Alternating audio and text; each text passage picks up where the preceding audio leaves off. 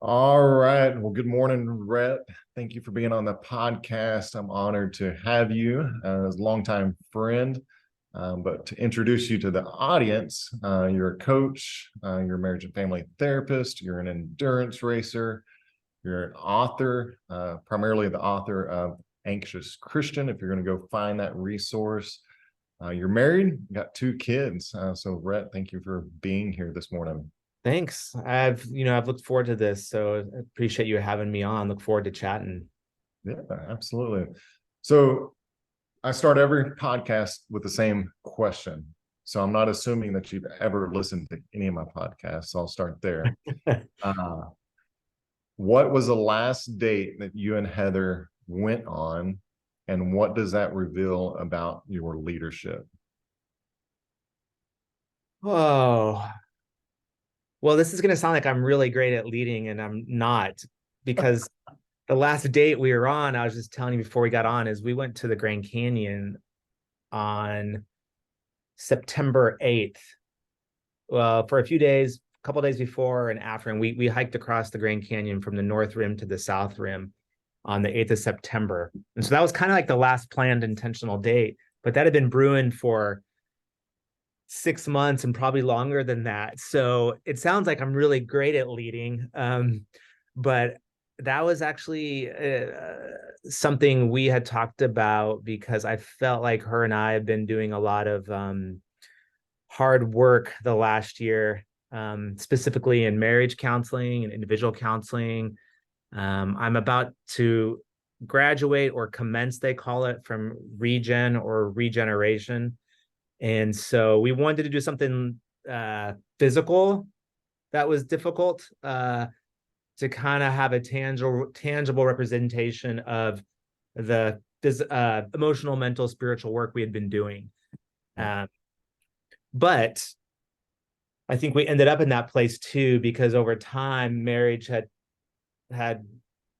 drifted, uh, because of me, not anything to my wife, but I had not been in good places. And so you kind of caught me in a good time where it sounds like I'm really good, but this has come full circle of me having to be more intentional in my relationship, if that makes sense. Yeah, absolutely. Absolutely. I know we've spent some time together talking about the things that you've just mentioned. Uh, could you reveal a little bit more about one, your desire to hike the Grand Canyon and kind of some of that backstory? And then maybe we'll go back to the relationship with you and Heather as well. Sure. Yeah, I grew up in Arizona, had only visited the Grand Canyon once in my life, and kind of looked at the big hole and was like, oh, okay, that's not that great. I was probably 12 years old at the time. It was after my mom died, actually. My dad took my brother and I kind of we just on a vacation. And then in 2020, me and like six other friends did the rim to rim to rim. You call it a run, but it's really just kind of a fast hike slash run slash slog across the canyon and back. And what I discovered, on that, and my brother-in-law, who's a pastor, kind of said to me and said to us at some point during that adventure, he said, it's amazing how much life is actually like below the rim, like waterfalls and rivers and animals and greenery, but less than 1% of people who visit the Grand Canyon, it's actually smaller than that, actually take a step below the rim. And I looked at statistics the other day. I saw somewhere that said the average person who visits the Grand Canyon spends about 6 minutes getting out of their car and looking at the Grand Canyon before they go into a gift shop. Yeah. And so I don't know, that kind of revealed to me that all the hard work in life and relationships and marriage is lived below the rim. You have to do the hard work to excavate and go deep. And so when it came time for my wife and I to, I think, put an emphasis on the hard work we were doing in some way that was tangible for us, representation, I thought, let's go to the Grand Canyon. She'd been, but we'd never hiked together really below. And also something that I know, which is Windshape, who does those marriage adventure retreats, talks about how couples need novel experiences often to kind of rewire their connection. And so I just thought, let's do something hard together.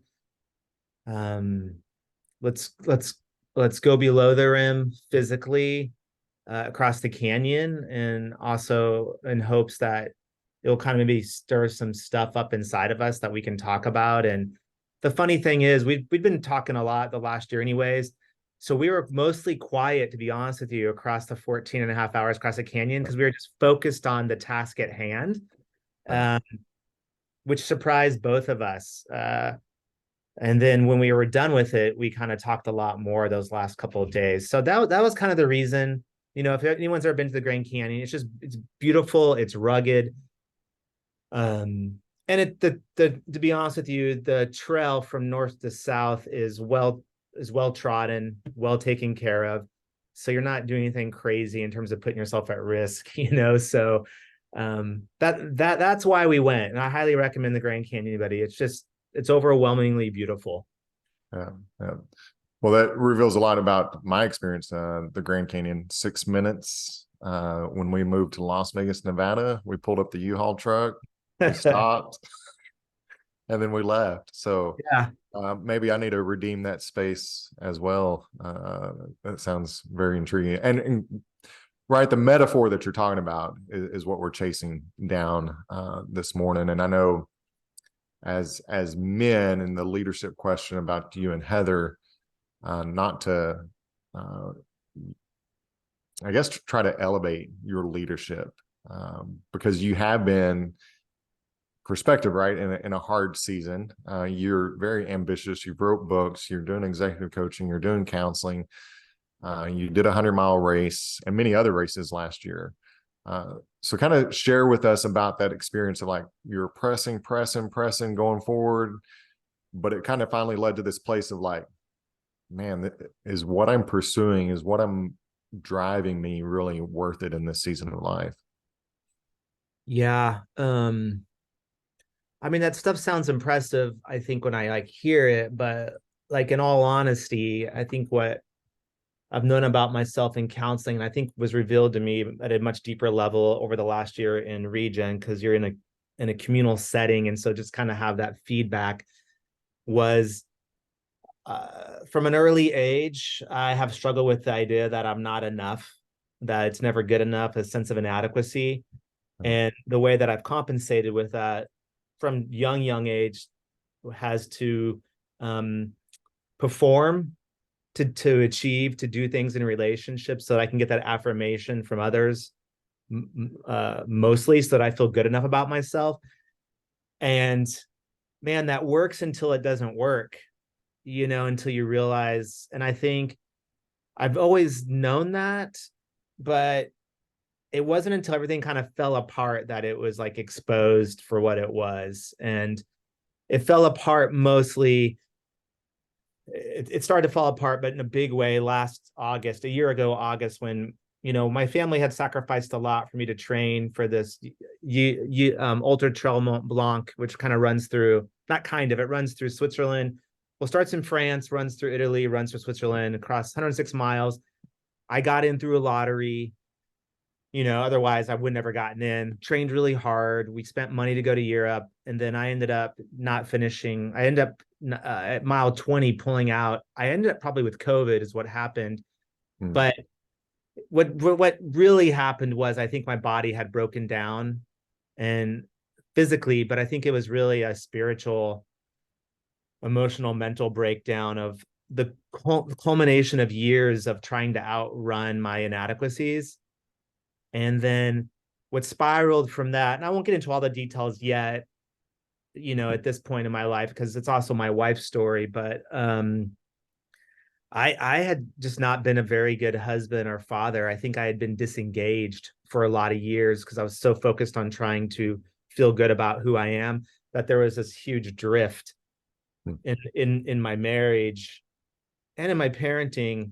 But man, it was masked because I was doing these other things that people were looking at and that I could look at. And I think people thought, oh, he's a therapist, he's a former pastor, he's got his stuff together.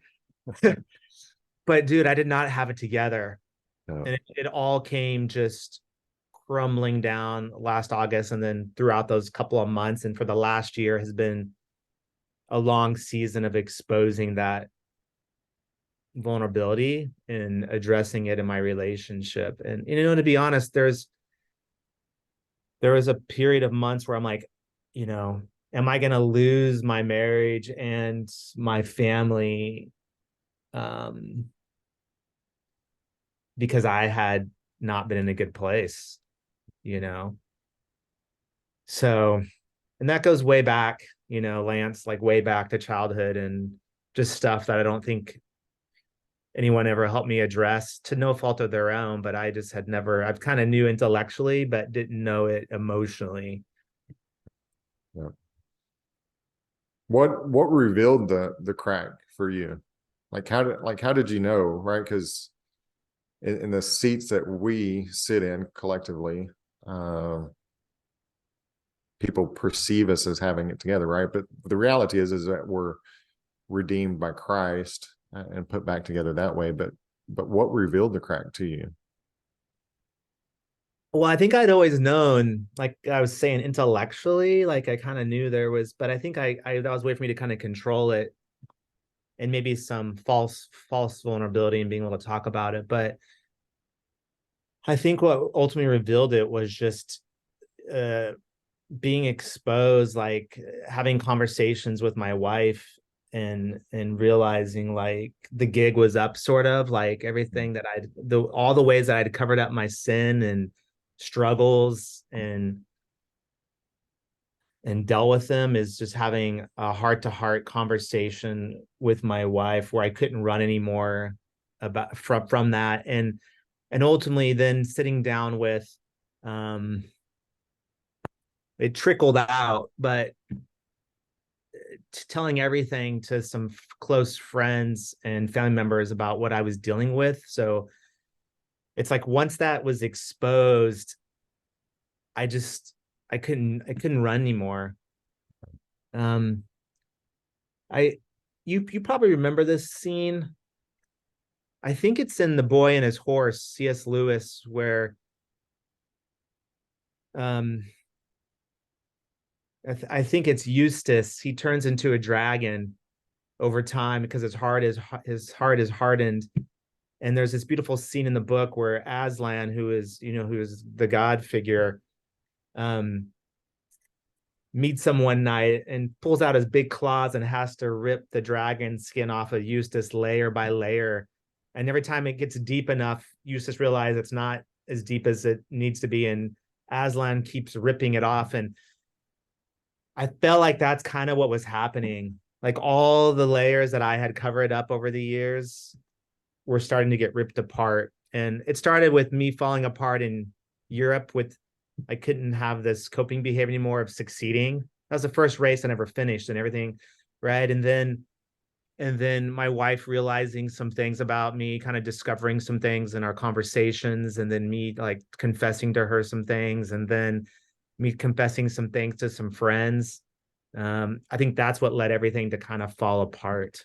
Yeah. Does that make sense? Yeah. So clearly most everyone that's listening are men in general. And you've revealed a lot of what it takes to build meaningful, healthy relationships. Primarily, it starts with courage and the sense of vulnerability. But I think for myself and those listening, and I'm sure you experience this in your work as well, there's this fine balance between, performance and ambition and drive, right? Providing, and yet like, okay, I need to be healthy as well. So what have you learned about that balance, especially as an Enneagram 9? People say, well, you go to a 3 if you're healthy, right? And a 3 is Right. more the performer. So how are you learning what health looks like in this season in terms of if that is true in terms of performance for you? It's a good question.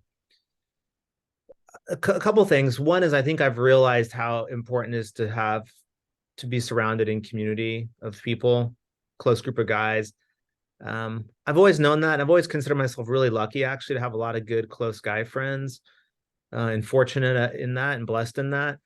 But I think there was a wall where I didn't let them in as much. I kind of kept it you probably know what I'm talking about. There's like, you let them in, but then there's this part you Yeah. don't let them in.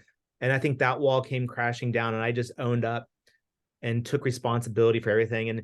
And part of regen actually is, in step 4, doing inventory, and then in step 8 and 9, going through this like forgiveness journey, and 9, making amends. So over the last 4 to 5 months, to be honest with you, I've sat down with people and just clearly stated what I needed to take responsibility in my life and ask for forgiveness. I've written letters to people. I've told them things that nobody else knows. So I've let Yeah. people in, which I think number 1 has been huge to me, to have that level of accountability. And 2, I think through regen, I think through the work of my therapists and the people in my life, I've tried to ask myself the question, when I'm achieving, right, which there's nothing wrong with achieving, what's driving that? Is it driven by a sense of inadequacy where I'm never good enough, so I keep doing these things? Yeah. Or is it driven by a sense of truth that that I am enough? And you and I have both done work with like Terry Hargrave and the pain and peace cycle. So I've tried to really understand that when I achieve, is it coming from a place of peace and that I'm enough, or a place of pain where I'm just chasing this sense of inadequacy? Those have been like 2 huge things. And then 3, I think realigning my exercise in a healthy way. Like, for me, I think I need to move my body every day a little bit to feel really good. And so I've tried just to enjoy getting reconnected with that physical movement without the pressure of having to achieve or do anything with it, but just the move.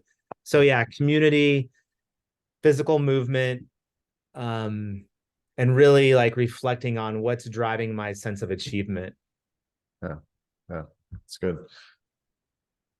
I guess I'm 5 years removed from when I went to regen. Um, you know, could you share more for the listeners about what regen is, and really more specifically how that can be a pathway for some people to build meaningful relationships? Because right, the what was it earlier this year, the new crisis is the isolation and loneliness, right? But we've known this for years, but it's getting more and more heightened.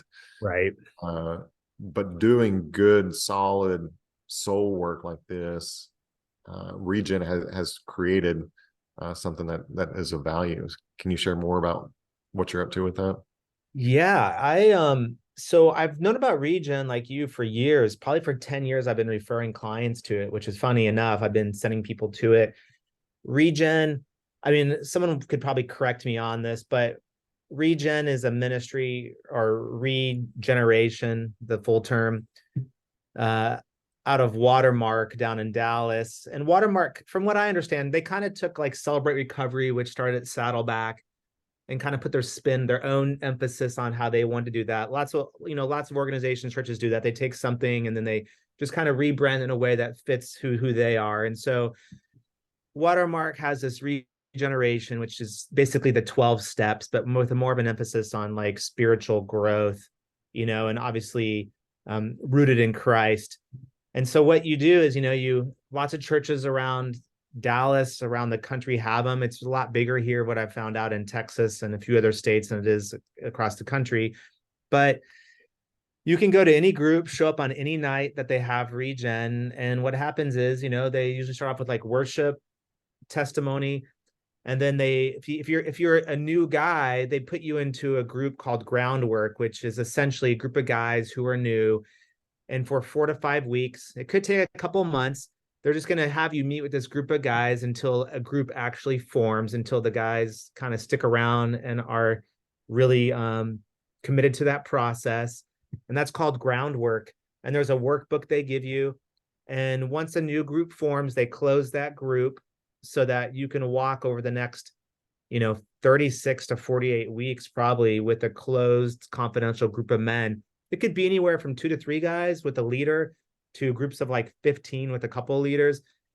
And there are 4 books essentially after Groundwork. There's a workbook for steps 1 through 3, 4 through 6, 7 through 9, and 10 through 12. And essentially you walk through the 12 steps of recovery with a leader and among other men. And you also have a mentor that you kind of seek out, or they help you find, who you meet with weekly. So I had a mentor I met with for coffee every couple of weeks. He's actually a friend and a neighbor who trained specifically to be my mentor for this. So I'm really thankful for him. And, that's what you do. And then eventually they don't call it graduation. They call it commencement, because what they want to communicate to you is that you're always in recovery.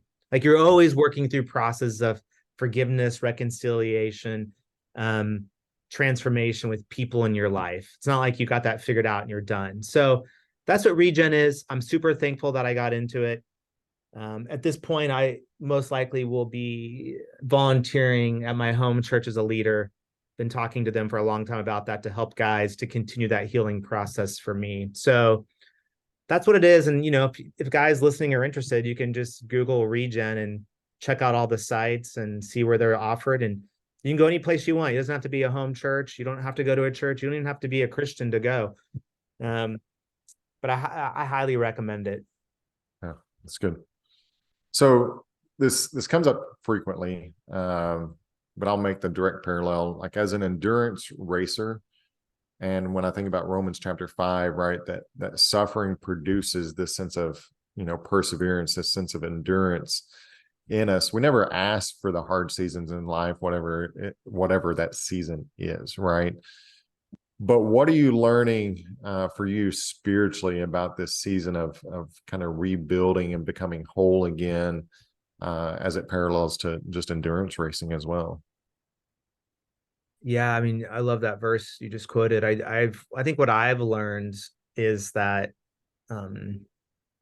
endurance is a key component to growth. When we could use a different word, like steadfastness or patience. This idea of I actually just the other night, this is good timing, I just finished the Odyssey by Homer, which I had made multiple attempts at when I was younger and could never get through it.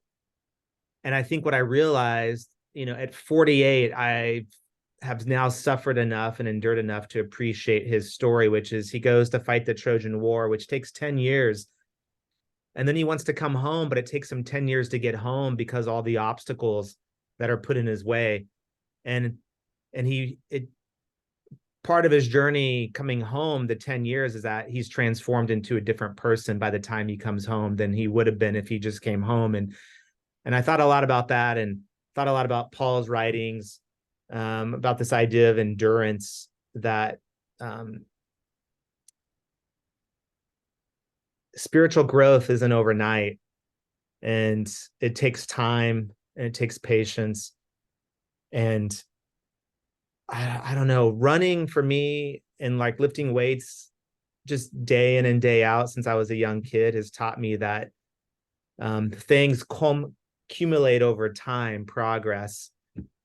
And this is something obviously in your training. And I try to teach that in counseling, like the whole mindset that you're just building reps upon reps upon reps upon reps to grow. And it's not something that we can, wish for, or magical thinking. And so I don't know. I mean, I'm rambling, but I didn't go into endurance sports to teach me that, but that's what I've learned, is that you have to have patience and steadfastness, and you have to suffer, and you have to recalibrate. Sometimes you get into a race and you realize things aren't going very well. Yeah.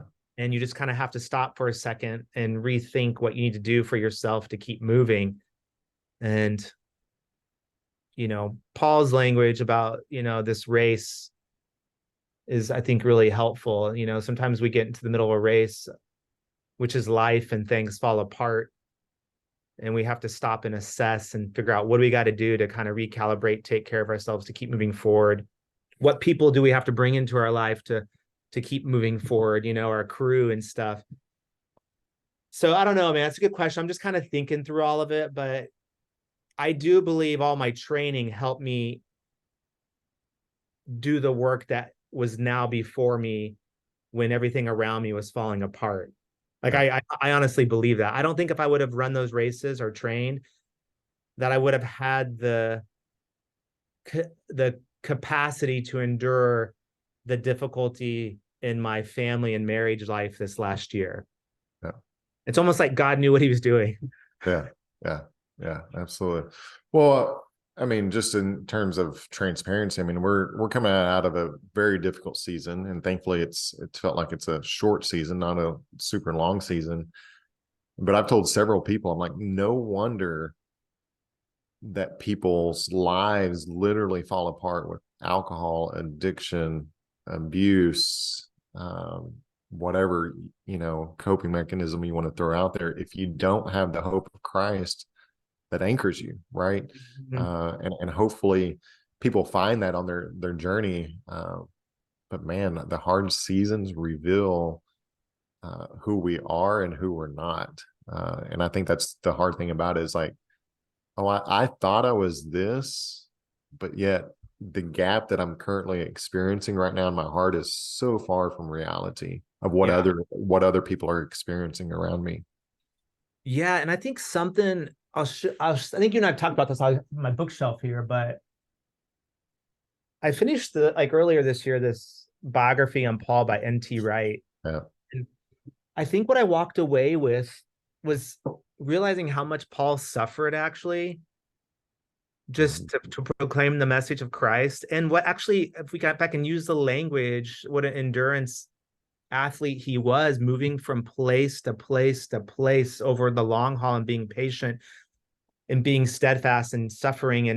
And what I realized too, because you and I have a lot of probably similar interests, is that, Paul comes across the Stoics a lot in his teachings in the different Roman provinces and stuff. And I love a lot of the Stoic philosophy, but what I realize it's missing this like telos of like Christ as the anchor. Yeah. It's more about, at least from my like lay understanding, Yeah. it's more about like being in the present moment and dealing with stuff now, but it's missing this eternal hope that's anchored in Christ. And I think that's what you just mentioned, which I think is really critical, is like, we have to have the hope that this will all turn out if we're going to continue to endure and suffer for something. Yeah, for sure. So let's talk super practical for people listening. I call them rumble strips, call them red lights, yellow lights, call them whatever you want to call them, signals. That's good. I like that. Rumble strips. What are signals that people need to pay attention? What are signals that men need to pay attention to? Because inevitably we don't want the suffering, but what are things that we can pay attention to before the suffering season, and even put in place before these seasons arrive? Man, that's a good question. Because it's assuming too that they're going to have enough awareness, right? That we have enough awareness to pay attention. So if we have enough awareness to pay attention, I think a rumble strip or red light is that if we notice we're starting to isolate ourselves from people. I think a huge flag is if, let's say you're in a relationship, dating, married, whatever, and your spouse wants to get help, but you're not wanting to get help. That could be a huge sign that you're not paying attention to. Sometimes I hear a lot of men who ignore that. They're like, their wife asked them for counseling years ago and they just didn't want to. I think internally, if you just notice you're waking up feeling anxious and depressed, like not wanting to go on with your day, that's a huge red flag. I mean, we all go through life experiencing ups and downs, but like if you start to notice that happening, if you notice you're numbing out with whatever it could be alcohol, pornography, video games, like you're just kind of disengaged and checked out. I mean, for me, those are big ones: isolation, disengagement, ignoring what people around you are wanting or asking, just waking up, not wanting to face the day. I think those are all like pretty critical ones that start to pile up. And just, physically, if you're just not feeling good, like you're not taking care of yourself and you're just starting to like just notice that. Part of the isolation, disconnection too, if you're a Christian, is feeling that disconnected, like God is really far and adrift and you're not spending time connecting to God. To me, those are just kind of massive like red flags. Yeah, it's good. I've started integrating the Whoop band a little bit for I myself saw that. and Yeah. coaching clients. And what it's revealing to me in this season is that in my head, I've always thought that I'm getting more sleep than actually what my Whoop is currently revealing. And to see the stress signals, going up or down as well. Because sometimes like we need the data just to say, oh, something's not right. But it's up to you and your responsibility to do something about that and course correct, right? Because going back to what you said at the beginning, we're assuming that somebody's self-awareness is even high enough to know that they're coping with the various things that you just mentioned. Yeah, that's interesting too, the Whoop. I mean, I have somebody I've worked with who a really like high performer, and recently they've basically used the Whoop band as a tool to help them decide which projects they take on or not at what pacing, because they realized in certain seasons when they took on more, they woke up with a score that was super low. And this whole like just that tool has changed their life. And before I hopped on a call with you, I'm on a thread with some other guys I ran the Grand Canyon with. 2 or 3 of them have the Whoop band. They were sharing their scores this morning. Yeah. So I think a tool, I mean, that's one tool. I think, guys could also, you probably have some that you use, but maybe there's other tools, that people could implement. I know something my wife and I have tried to do a lot differently this season is not a date night, even though we go on dates. It's a scheduled one time a week where we go sit, usually at coffee, and the goal is, how are you doing? We're not talking about the kids or the finances or work or anything. It's just like, we're just checking with each other. And I found like that's a great tool, especially over time, as a way to build a safe place for my wife and I to talk about hard stuff. So that's another tool like I've tried to use recently, and as it relates to relationships with my spouse. Yeah, yeah, yeah, that's good. So, man, I could keep going. Well, I got as much time as you want until later, until 11 o'clock when I have to see a client. So start my day off, but that's good. That's good.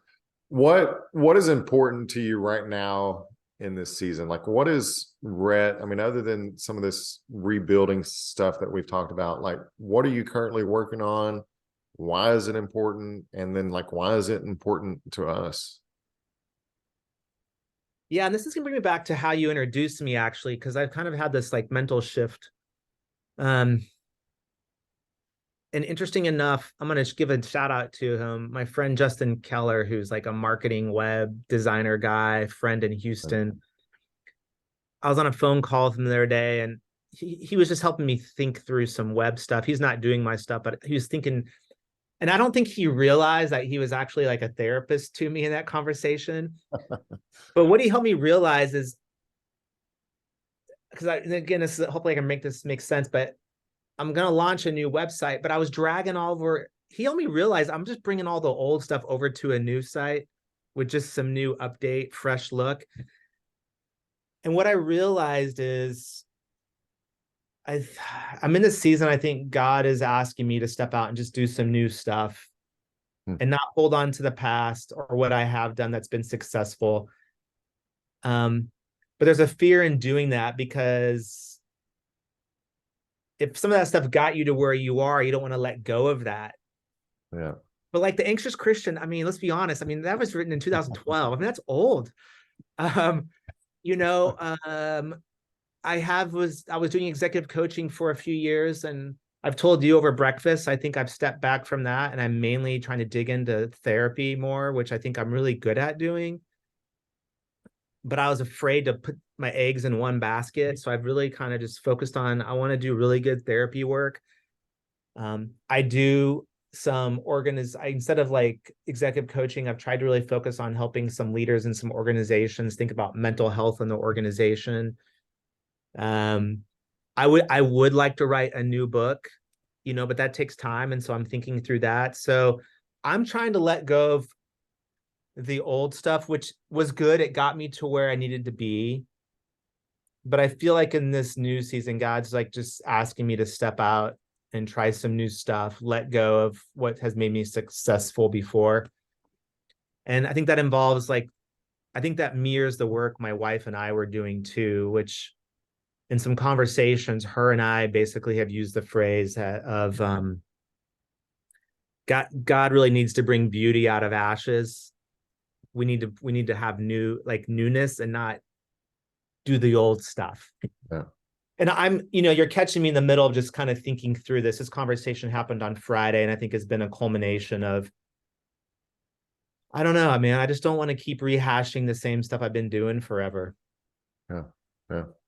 What are the secret fears behind some of that, right? I mean, that's letting go reveals a lot, but it's also this anticipation of, man, there's momentum and possible joy behind that. But stepping beyond those secret fears, what are those? I think it goes back to that old fear of just coming up inadequate and not good enough. Yeah. I found some things that made me feel good enough, and I've milked those for as long as I can to some unhealthy degrees.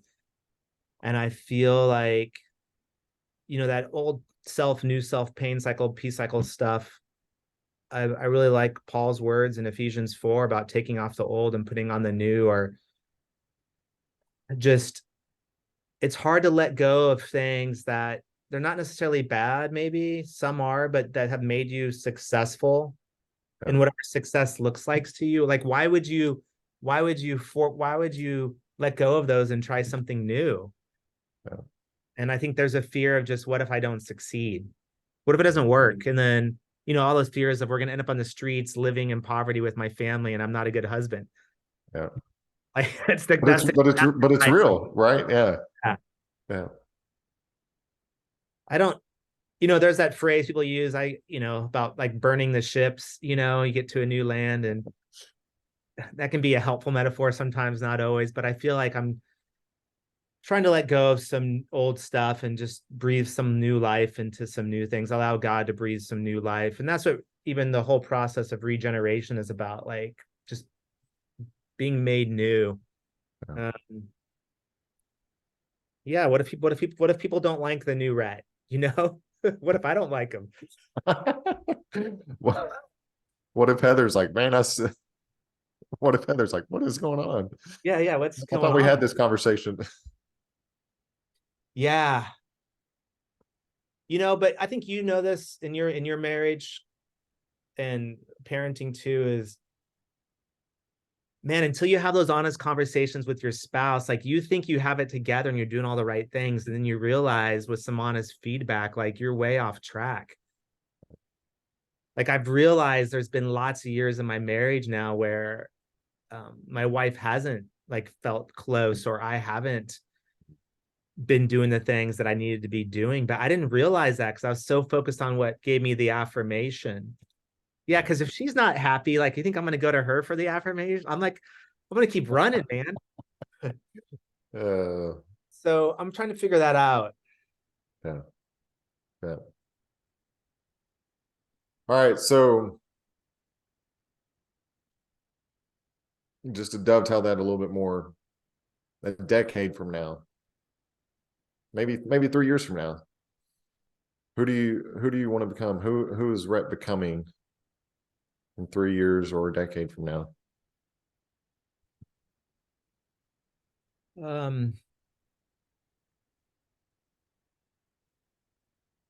I don't know exactly, but I do know that, like, who I want to be the type of person who's really open and communicative in relationships, that the people that I walk day to day with, my wife, my two kids, and my friends and family, that there's a sense of openness, that we can be really real and transparent with each other, and they can always speak into my life. Like, that's really critical. And I'm 48. I think I'm just tired of chasing success. I don't know who it was. I think it might have been Thomas Merton in one of his writings about, you climb this wall, you get to the top and you realize you're climbing the wrong wall or something, I don't know if it was Merton, but he says it much more eloquently. But I think I'm getting to a place of like, I just really want to do what God wants me to do. Like, I want to do the work that God has equipped me to do and not keep chasing all the stuff that I think I've been chasing. And again, I know that sounds vague, but that's kind of the internal turn I've been like thinking about, like just open hands. God, let me be your servant, do the work you want me to do. And I want to stop chasing all this stuff in my mind that I thought would make me successful. Like, honestly, books or something. Like, I thought I want to be this writer and get these books and be a famous podcaster, all these things that, are hard enough to do anyways. But you spend a lot of energy like pursuing things. And I'm like, maybe that's not what God wants me to do. So I'm just trying to be in line with who God wants me to be and be in open relationships with people that give me direction and guidance to help move me along that path. Yeah, and I just want my kids and wife to be able to 3 years from now, 10 years from now, to say, Rhett is a really great husband and father. He's really engaged with his wife and kids. And those are the most important things in his life, along with his relationship with Christ. Like, that's what I want, really. I'm not just saying that because that's the good answer. Like, it's taken me 48 years and it's a lot of suffering to actually, I think, believe that. Yeah, no, that's good. We're going to land this plane, but you keep revealing things that I want to ask. How do you know the invitation of God's voice versus Rhett's? So in this season of becoming, how do you personally discern following in the way of the Good Shepherd and his voice and tethering out like, man, this is my voice. I've already been down this path before. Yeah, two things. I'm going to start with one, and that is, I actually think the most important thing I've learned is having solid people around me. And that can start with just like a mentor, maybe, and then expand to a group of like a couple of guys, maybe, that I walk through life, and then it can kind of, those circles can get bigger. But what I've realized is those are the voices, and these are Christian guys who are following God. Those are the voices that help me discern if I'm being crazy and way off course, or if like that sounds wise. Because I've walked a lot of years without that. I've walked a lot in my own wisdom and knowledge, thinking, hey, I'm a former pastor, I'm a therapist, I know and that's only gotten me into trouble. So I think having a group of people, especially like one guy that's mentoring you, to reflect back to you, is this what God's asking? And then two, and I'm not great at this, just being rooted in God's word, whether I'm reading passages every day or a few times a week, or doing a workbook that asks questions that's also rooted in God's word. Like, I need something every day, or a pretty good rhythm, 5 out of 7 days, where I'm kind of grounded in that to help me see, like, yeah, I think I'm moving in the right direction, versus being in like an echo chamber. Like, if I can do those two things, bring what I'm learning every day and then reflect it off a person or a few groups of people, I think that gives me a pretty solid just foundation to move from. It's good. And like you said earlier, I think this from all your research, the older men get, the more isolated men tend to become and lack relational connection, and usually struggle more with depression and anxiety. And so it's obviously way more important for us men as we age, especially, to have more of those relationships so that we don't get isolated and way off course on our own journey. Yeah, you're revealing really a theme of, I'm speaking at a men's conference, I guess, next weekend. And they really wanted this desire of like, hey, we need our men to know what meaningful connections and relationships look like, right? You're talking about mentorship and building your band of brothers. Earlier, you mentioned crew, right? Yeah. Who's in your boat type of deal. I think about like you got to know who's in your foxhole Yeah. before you get in the foxhole, right? Because that season, that hard season's coming. Are you building into other men, believing in other people around you? Because ultimately, I think all this is coalescing with the same thing. Is like, you probably wouldn't be on this journey if you didn't have such a strong brotherhood, and Heather believed in you, right? Revealing Right. God's identity of who Rhett is as a beloved son. I think is what I'm just taking away from our time together. Yeah, and I just joined a new Bible study at my church last week, and they talked about having 2 a.m. friends, the guys Yeah. you can call at 2 a.m. And I use the word crew, because like in a race, in a endurance race, you got a crew at an aid station who helps you. And usually in a long race, and you've probably experienced with Spartan races, like sometimes you come in, you're not in a good mood and you're kind of disoriented, and you need someone to like speak truth in you and say, dude, you got to eat right now. And I need you to do this. And we're going to check this. I don't care if you're upset. Like, you need people to like guide you on that and to speak truth into your life. And oh, yeah, I think a lot of guys are just, I know this is the purpose of your work that you're trying to do in your coaching, but I think a lot of guys are flying solo. Mm-hmm. And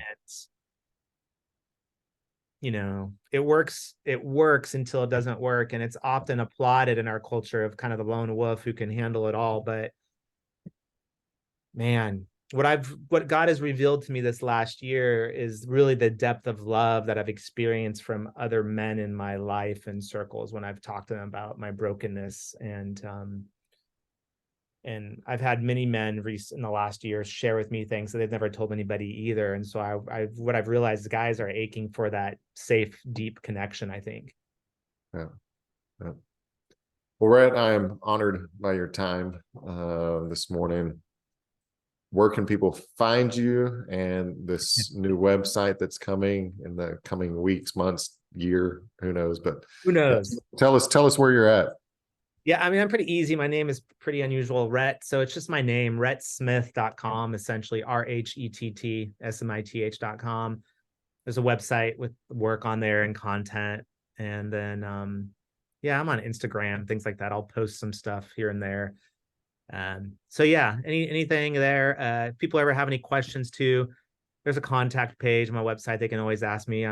Even if people don't want to come to counseling, like I'm more than happy to shoot books, ideas, or resources to people if they have questions about anything, if they're listening to this. So yeah, feel free to reach out. It's good. Let's end there. What are 3 resources that have been meaningful to you in your journey, past, present, future, that could be helpful to somebody right now? Oh man, you're asking the tough question, like about books and resources. Since we're talking to men, Yeah. I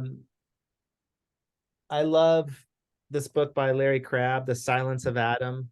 Yeah. I think it's phenomenal. Gets into some deep stuff, especially if you're a father.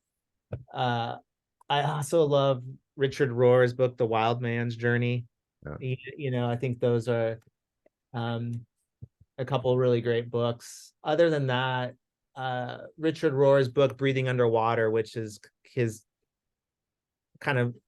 it's his spiritual take on the 12 steps, I think is really, really powerful. I know you've read that and stuff like that. So I don't know, there's lots of resources, but I'd start with those, especially if you're a guy listening. Cool. All right, brother. Well, thank you for your time this morning. Thanks, man. Enjoy being on.